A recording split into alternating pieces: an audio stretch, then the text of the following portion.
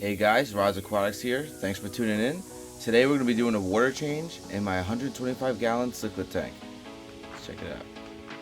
So what I'm doing here, guys, is I'm using my Python to get in the substrate and suck out all the poop and leftover food, detritus, same thing, and make sure that none of that stays in the tank for too long.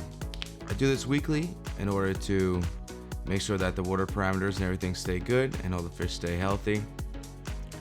When I'm doing this, I don't move the big items like the wood you see, the driftwood. I will move around the rocks and the caves just because it's quick and easy. Once in a while, I will go underneath the far left driftwood because it's just the easiest to move.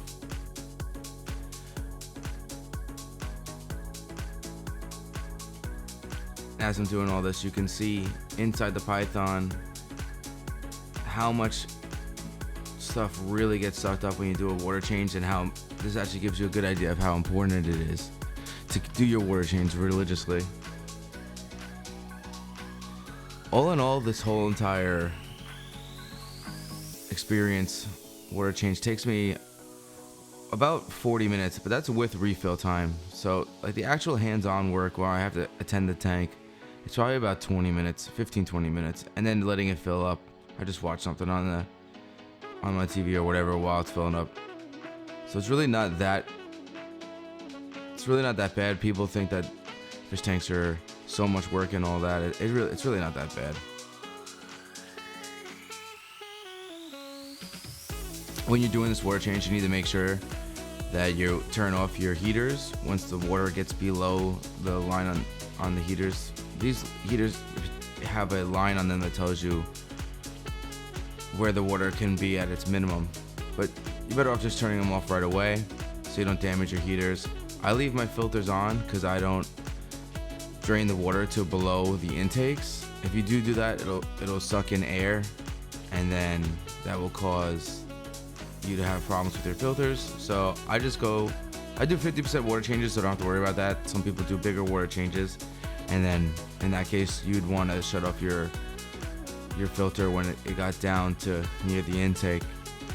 I just like to leave the filters on, just extra filtration, and it's just an extra step I don't really feel like doing, and I've had no issues doing it this way. When I am doing the water change, I tend to sometimes move around the rocks a little bit, but I don't always do that. And yeah, in the next part of this, I'm just gonna put it on extremely fast forward, and you'll just see the water rise and lower as the water change progresses. And towards the end of the water change, what I do is once the water is filled up past the wave maker, I then add my chemicals and turn the wave maker on just to like have all the prime and the stability. And I throw 4 tablespoons of aquarium salt in there too. Some people say you don't have to do it, but I found that, I think it helps. I don't know. Some people say it's not necessary, some people say it's necessary. So I do it. It doesn't cost much at all. It's probably like 50 cents per application if you break it down to the 4 tablespoons. So I like to do it. I leave the wave maker on for probably like 5 minutes at most, and then I could set it back to normal.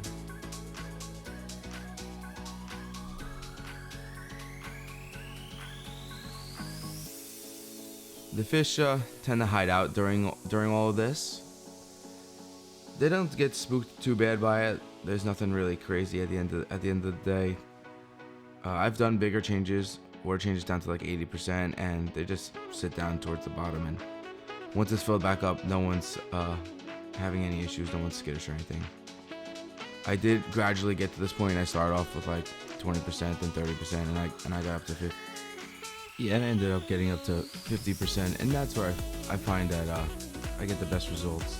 Once I'm done with all the vacuuming and filling up the tank, then I'll give the tank a once over with some glass cleaner on the outside, and just do a quick cleaning of the algae on the inside of the glass. There's usually very little, like I said, unless someone leaves the light on it or anything crazy like that.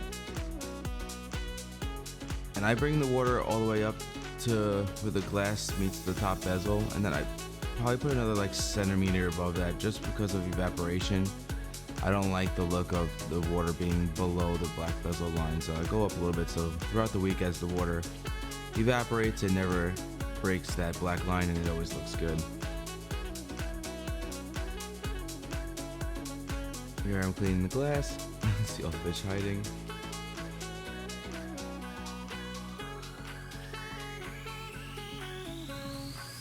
Hey guys, thanks for making it to the end of the water change video. Really appreciate it. I do this water change every week religiously. That's why my water is always pristine. As you sort throughout the water change, some of the rocks and wood fixtures and whatever have a little bit of algae on them. I clean that like every 3 months or so, unless it gets really bad because someone left the light on for too long or whatnot. I'll do it a little bit earlier. But yeah, as a whole, this is what I do every week, and the water always looks pristine. I really appreciate you guys tuning in to the end. If you could like, comment, and subscribe for more videos. I'll be posting semi-regularly, so I'd really appreciate you guys doing that. I hope you enjoyed. Thanks. Peace.